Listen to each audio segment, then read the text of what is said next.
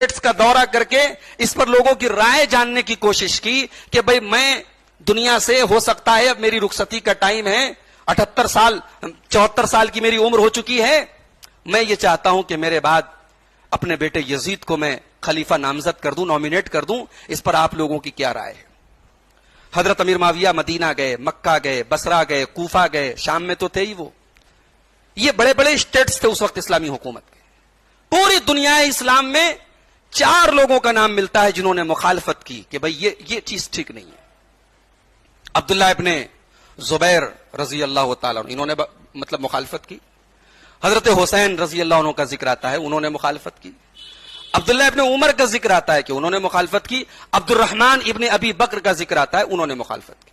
4 نام ملتے ہیں پوری دنیا میں، اور انہوں نے مخالفت جو کی تو انہوں نے اپنی مخالفت کی وجہ یزید کے کیریکٹر کو نہیں بتایا کہ آپ ایک غلط کیریکٹر کے آدمی کو اپنے بعد نومینیٹ کر کے جا رہے ہیں۔ انہوں نے وجہ کیا بتائی؟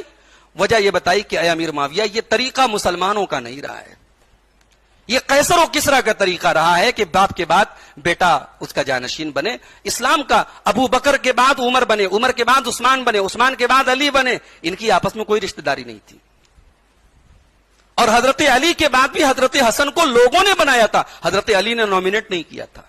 یہ اعتراض تھا اصل، ان کا اعتراض حضرت معاویہ کے اوپر یہ نہیں تھا کہ آپ نے ایک شرابی ایک فاسق آدمی کو کیسے خلیفہ، نہیں، یہ ایک بھی روایت ایسی نہیں ملتی۔ تو جس انسان کو 3-4 لوگوں کو چھوڑ دیا جائے تو پوری دنیا اسلام نے اپنا خلیفہ چن لیا، اور ایک صحابی کے وہ بیٹے ہیں، آپ اس پر کیچڑ اچھالے چلے جائیں، ان کو گالیاں دیتے چلے جائیں صرف اس لیے کیونکہ ان کے دور میں کربلا کا واقعہ پیش آیا۔ یہ کوئی عقل مندی کی بات تو نہیں ہے میرے بھائی، یہ انصاف کی بات تو نہیں ہے۔ یزید کے معاملے میں ہر گالی، ہر لعنت، ہر ملامت کو سن لینا اور بیان کرنا یہ عقل مندی نہیں ہے۔ یزید اس لشکر میں بھی شامل تھے، یہ بات یاد رکھیں آپ، جو قسطنطنیہ کے اوپر پہلا لشکر جس نے حملہ کیا تھا۔ سن 51 ہجری میں حضرت امیر معاویہ کے دور میں قسطنطنیہ کی طرف لشکر تو کئی بار گیا، مگر وہ قسطنطنیہ تک نہیں پہنچ پاتا تھا۔